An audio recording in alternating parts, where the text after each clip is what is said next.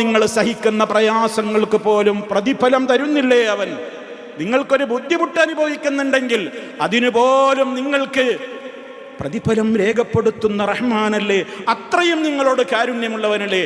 എൻ്റെ അടിമ സഹിക്കുന്ന ഓരോ വേദനക്കും അവനിതാ ധാരാളം ധാരാളം പ്രതിഫലം.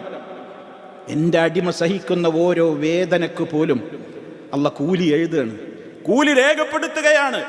ഏതൊരു മുസ്ലിമായ മനുഷ്യനാവട്ടെ, അവനൊരു മുഅ്മിനായ മനുഷ്യന് എന്താപത്ത് ബാധിച്ചാലും അത് ചെറുതോ വലുതോ എന്തോ ആകട്ടെ, ഹത്ത ശൗക, കാലിൽ ഒരു മുള്ളു കോറിയിട്ട് അവന് വേദന വന്നാൽ പോലും അത് മനുഷ്യൻ സഹിക്കുന്നുവെങ്കിൽ ഇല്ലാ കതബല്ലാഹു ലഹു ബിഹാ ഹസന, അതിലൂടെ അവന് അള്ളാഹു ഒരു നന്മ രേഖപ്പെടുത്താതിരിക്കില്ല.